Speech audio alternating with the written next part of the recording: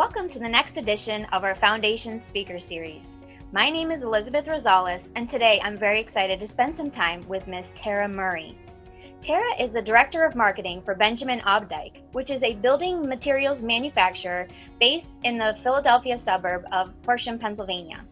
Tara has been a marketing professional for 15 years, and the last 10 of those years has been spent with Benjamin Obdyke.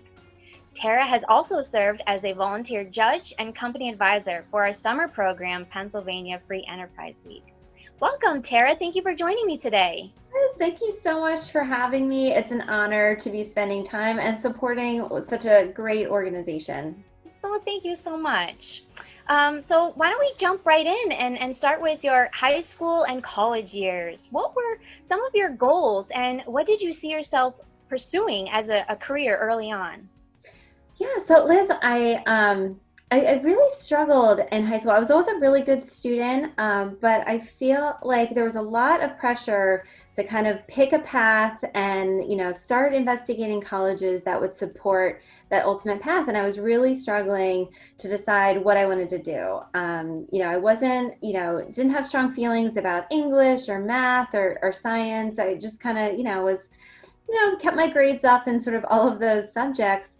And I had the opportunity to kind of fill in some coursework with some art classes. It was my junior year going to my senior year. And one of the classes that I took was graphic design. It was kind of an introduction to graphic design.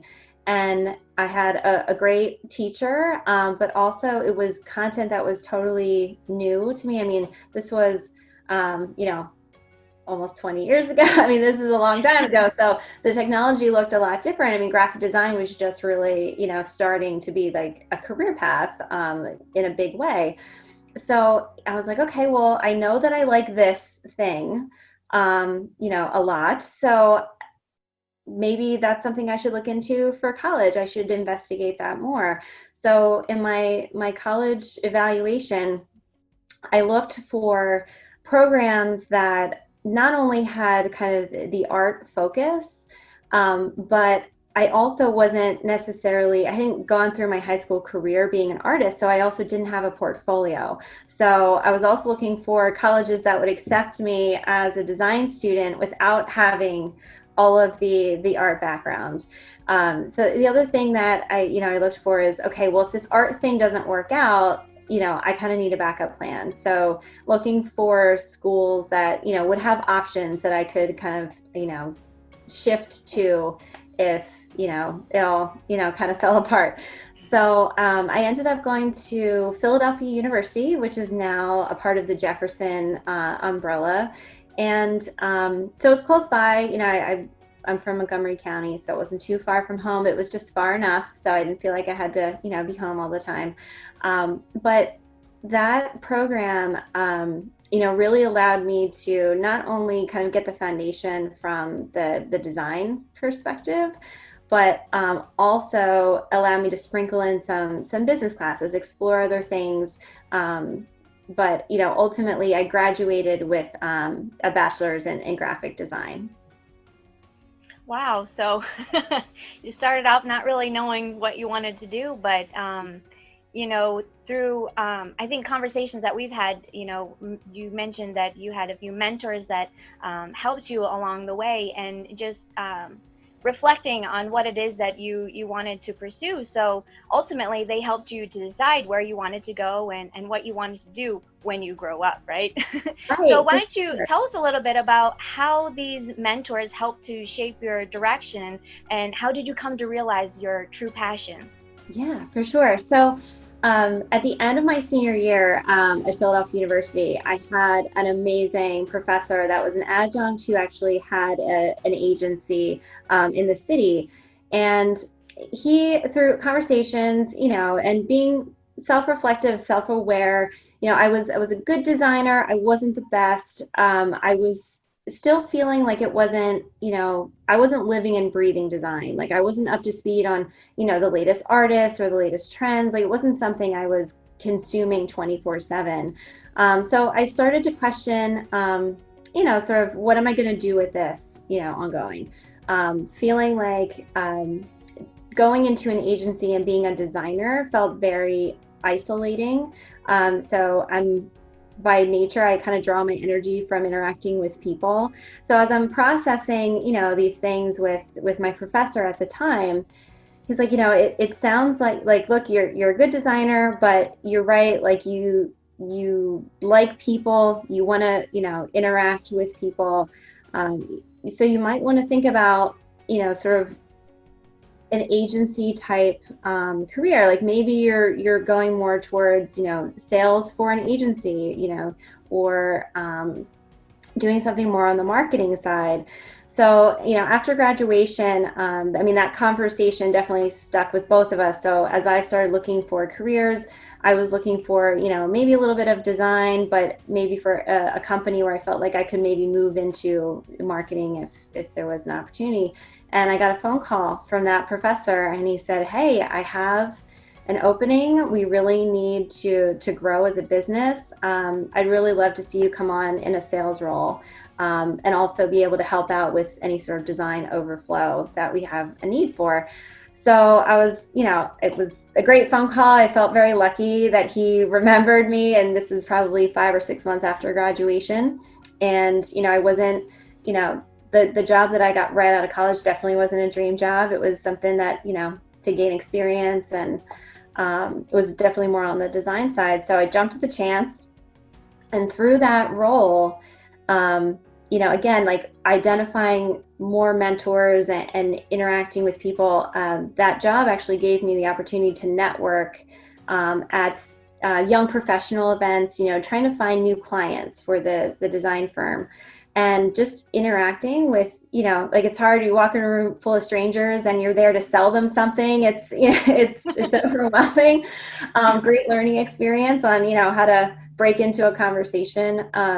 But ultimately, I met someone that worked for a large building products manufacturer that had a design need. In it, through our conversations, he didn't ultimately end up using our agency, but he said, "Look, if marketing is something that you think you want to try, I work for this huge companies. There's entry-level marketing jobs all the time. I'll keep you posted." And within another couple months, I got that phone call. He's like, "You got to come in. You got to interview for this job." And from then, I've been in the building industry ever since, and in a marketing role with, sort of subsequent additions and responsibility since that time. So, I would say that networking and kind of listening to what in your heart you feel like you're passionate about, and watching for those cues, I think is really critical, so that you can identify when an opportunity comes knocking,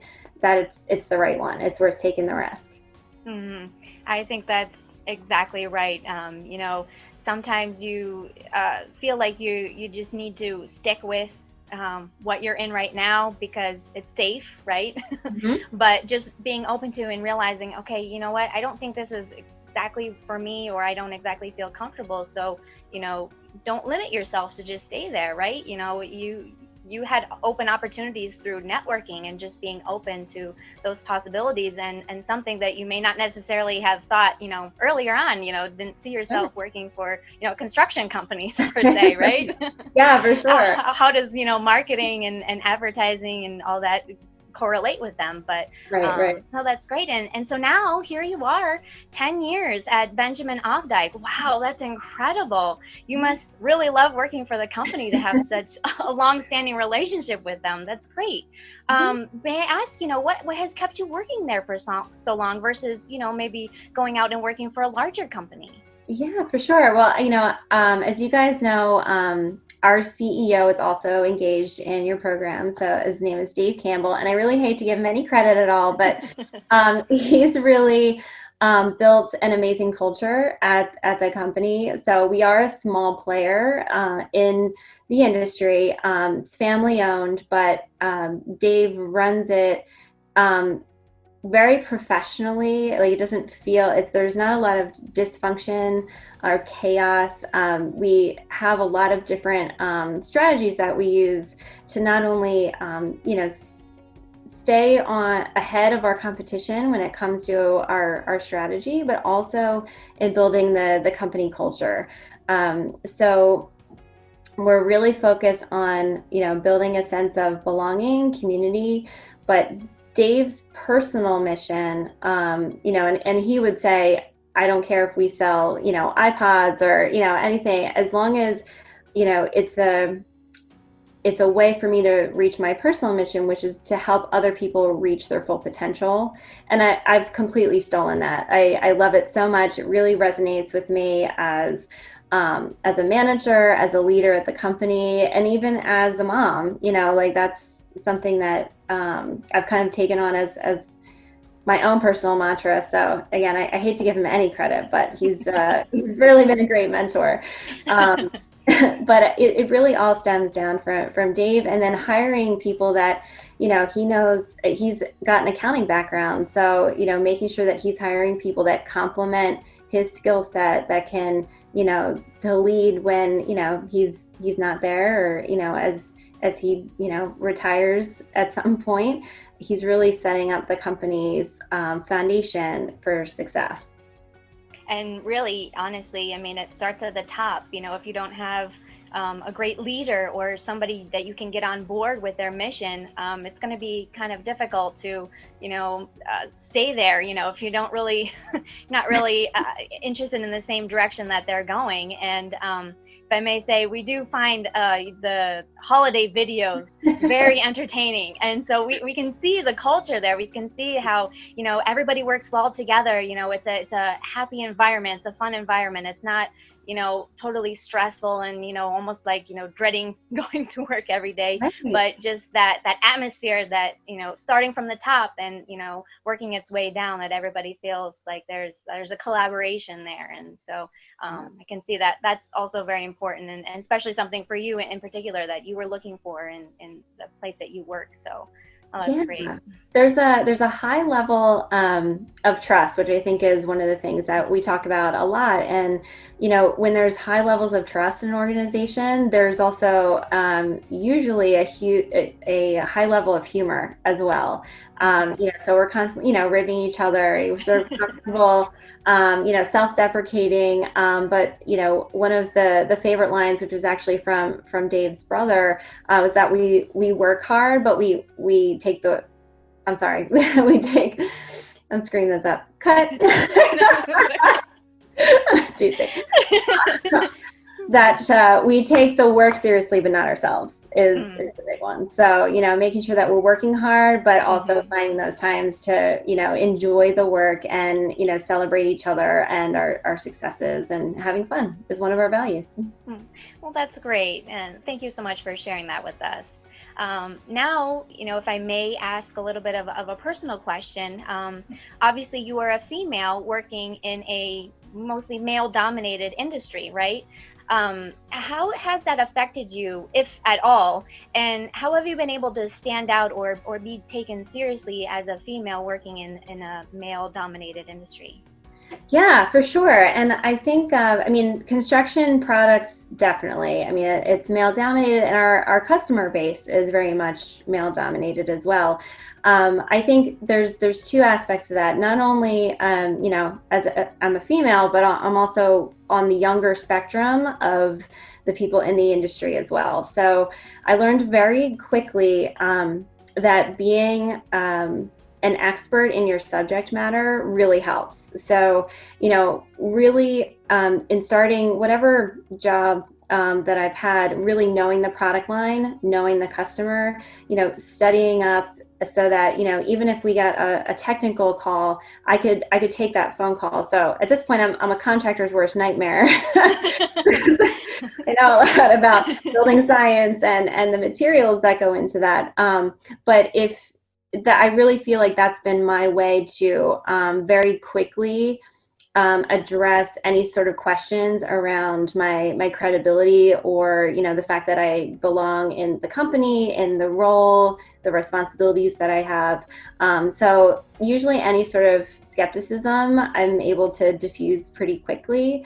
And yeah, I would say that in the work environment, I don't know that that's in an office, you're going to experience anything different regardless of what industry you're in, right? I mean, I think the most critical thing is having an organization, being part of an organization that if something were to happen, if you'd have some sort of bad interaction with a customer, that you can feel comfortable that they would have your back, right? Like I've never questioned, if a customer would speak to me in a certain way, or anything would happen at a trade show, that our company would be 100% behind me, and no tolerance for any sort of bad behavior in that regard. So I think that's really important too, is to watch out for those things as you look at, again, I kind of go back to company culture, but as you're interviewing,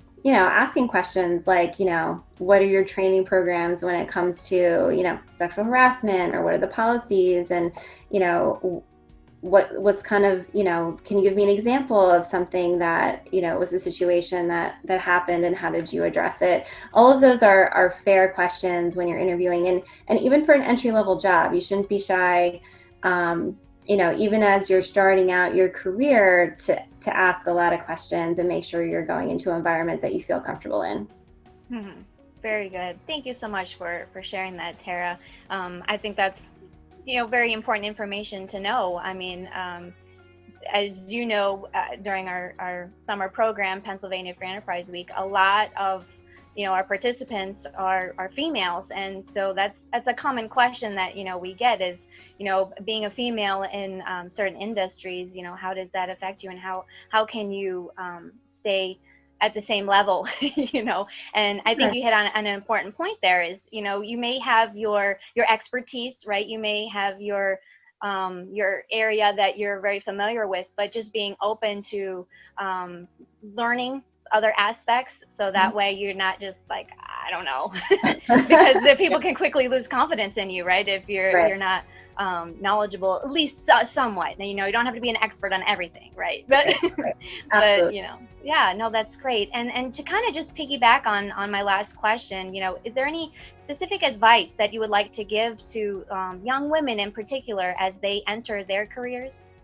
Yeah, I think in addition to, making sure that you're asking a lot of questions and you're interviewing, like as you go out into the workforce, do your homework. There's great resources online now, things like Glassdoor that are actual, basically reviews of companies from current and former employees. So you can kind of get a sense of, what are people like that work here? What are the things that they like and don't like? But also, making sure that you have those questions prepared in your interview process. And I got some advice early on in my career when I worked for the much larger company, to make sure to always take credit when you've been the leader on a project. That I think women in general struggle a little bit with taking ownership of like, hey, I really did this, and I worked so hard and I deserve recognition. I think that is something that, without going too far and sort of high ego aspect, there's a balance, but making sure that you're calling out your achievements, because sometimes that can fall by the wayside, or it's like, well, the team worked on this, but make sure that you're kind of keeping track of your individual contributions too, even if and I'm like, look at me, like, look what I did, but making sure that if it's resume builder, things like that, you're keeping track of those things so that you can speak to those achievements when you're looking for your next opportunity. Or even if you're involved with an organization like you guys, like, you can point to those examples of things that you're really proud of, and that also is kind of reinforces your self-confidence, and helps you be more resilient, because the day in and day out, because sometimes it can be hard. So just making sure you're kind of keeping tabs on, these are the things that I really contributed to, is really important. Well, thank you so much, Tara. I really appreciate that. I know for me personally, I have a hard time, taking credit for something, because it goes along the lines of, what's that fine line between humility, but also being acknowledged for your efforts, right? And I think that's that's a very important point to make, that, there is that line, a little bit of humility, but at the same time, when it comes to your job, just taking ownership, I did this, and own it, if it's something it's good, but even if, it doesn't turn out all that great, Yeah, own for up to your sure. mistakes. Yeah, and I think the other reason I think to, even if it's more of an internal exercise, is that, I think the other, statistic out there is that women are a lot less likely to ask for a raise. And I think that's part of like the wage gap we see, is that, it's not necessarily the companies making a conscious effort for there to be a gap, but, as women, we don't ask as much, right? Like, we want to be recognized and not be sort of proactive. But, I've been in a situation where, like, I feel like these are things that I'm doing and I'm adding a lot of value, and this is why I think I deserve more. That's a really uncomfortable, hard conversation. It was not, my favorite thing to do.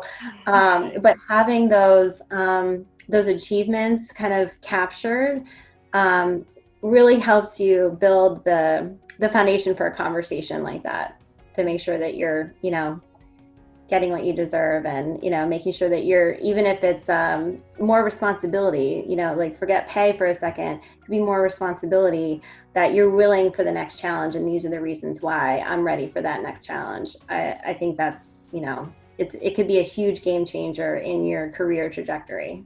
Absolutely. Well, thank you so much. Thank you for joining me today. It's been a real pleasure to spend this time with you, and for allowing us to take a look into your own personal journey and finding your purpose and success and happiness in life. So thank you so much. Thanks so much, Liz. It was great to be here. And I know you're going to put the contact information up, but, I benefited from several mentors along the way, and I'm always willing to help anyone who needs a hand, wants some information about, my path or the organization. So I encourage anybody to reach out. Well, we appreciate that. Thank you so much. Thank So you. if you'd like to connect with Tara directly, her contact information will follow at the conclusion of this interview. I know Tara would love to connect with you. Thanks for watching.